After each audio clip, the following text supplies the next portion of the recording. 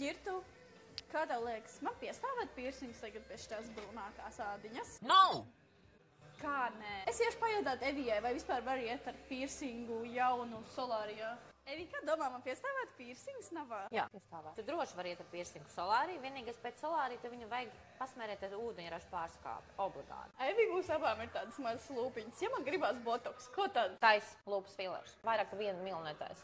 Šausmīgi. Bet kā ar to solāriju? 48 stundiņas nevajag iet solāriju. Nu, kā skaties pēc sajūtām. Pirmais 48 stundiņas nekad nevajag iet ne pēc botoksiem, ne pēc filleriem, jo viņi var migrēt. Un kā ir ar mikroblading vai tām tetovētajām uzacīm? Tur labāk gan 2 nedēļas neiet. Viņam krāsa var izbalēt un var palikt zaļdanīgs tonīts. Labāk 2 nedēļas pagaidīt, tad uztīkiņu vai kaut kādu SPF pa virsmu un viss būs kārtībā. Es zinu, ka meitenes arī ar tikko ieliktām krūtīm vēlētos nākt solāriju. Kā ir tad? Nedrīkst. Ir kategoriski aizliegts. 4 līdz 6 mēneši, kamēr kārtīgi viss sadzīst, kamēr tu noņem no to bandāžu. Pirms tam nevajag. Ne pēc kādām operācijām, ne pēc deguna operācijām, ne pēc jebkādām operācijām labāk neiet. Tagad ir klāta vasara, un visi noteikti vāksējās, epilējās. Kā ir ar to visu? Ar lāzera epilāciju ir tā, 2 nedēļas pirms nedrīkst nākt, un 2 nedēļas pēc lāzera epilācijas nedrīkst nākt. Pēc vakcinācijas nav ieteicams iepriekšējā dienā un nākošā tikai. Pēc droši var nākt. Bet es redzu, ka jūs redziet, ka te ir arī cenas, bet ir 2 dažādas cenas. Un Evija mums tūlīt pastāstīs,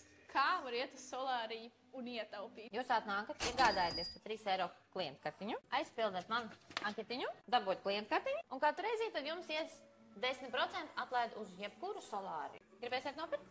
Jā, es gribu nopirkt kartiņu. Lūdzu.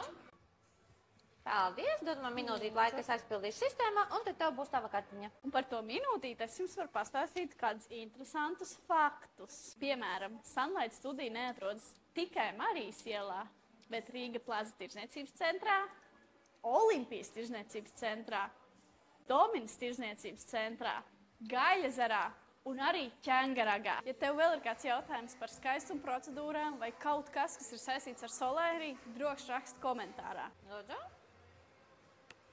Subscribe to my channel.